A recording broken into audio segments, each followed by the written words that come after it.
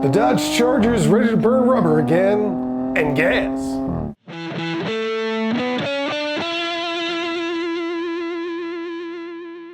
Following the launch of the all-electric Dodge Charger Daytona, Dodge has now revealed the final production version of the gas-powered Charger. It's going to be launching in the Charger Scat Pack trim powered by a 550 horsepower, 3-liter twin turbocharged straight 6-cylinder engine that's known as the six-pack in this application. It's rated at 531 pound-feet of torque, and you probably want to hear what it sounds like, so here you go.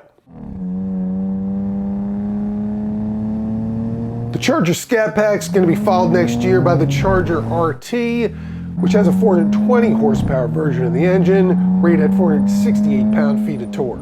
Dodge says the Scat Pack can accelerate to 60 miles an hour in 3.9 seconds, do a 12.2 second quarter mile, and hit a top speed of 177 miles per hour. The full RT performance specs haven't been released, but it will have a top speed of 168 miles per hour. The Scat Packs will be in showrooms later this year at a starting price of $54,995 plus $19.95 for shipping, with the RT priced at $49,995. That Scat Pack price is pretty compelling because the Charger's only real direct competition right now is the Ford Mustang GT, which is smaller, has a 480 horsepower V8, starts around $50,000. The Charger is at least a full size larger than the Mustang, however, and has room for 4 6-foot passengers to fit comfortably, plus it has a lift-back design and a very large cargo space.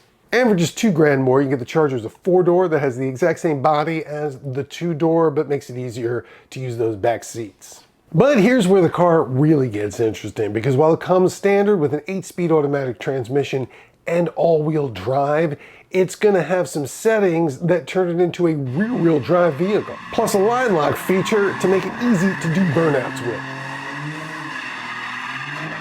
That's a big change from the electric Charger Daytona, which has permanent all-wheel drive and can't do burnouts, which feels like one of the biggest misses for what's supposed to be a muscle car.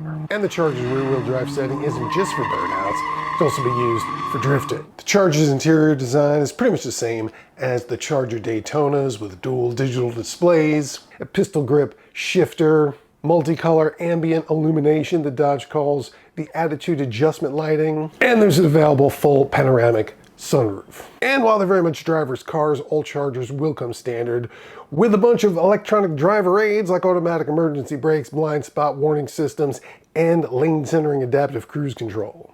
You'll also be able to get it with a 360-degree camera system and a nose camera to help you from curbing it when you're parking.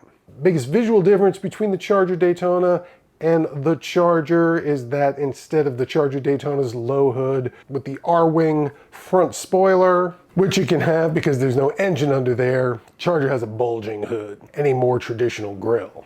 And while it is meant to be the ultimate American muscle car, as with the previous Dodge Charger and Dodge Challenger, it's going to continue to be made at Dodge's Windsor, Ontario, Canada plant.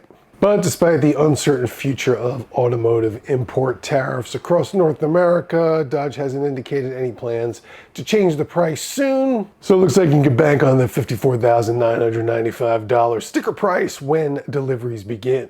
An exact date for that has not been announced, but it will be before the end of this year. As far as what the Charger's future beyond the Scat Pack and the RT holds, Dodge hasn't said anything yet, but when asked if it's going to be bringing V8 engines back like Ram is to the light-duty 1500 pickup trucks, Dodge CEO Matt McAleer didn't say no and suggested one would definitely fit. If or when it decides to do that and we hear about it, we'll definitely let you know. So make sure to check out American Cars and Racing every day for the latest Dodge and automotive news.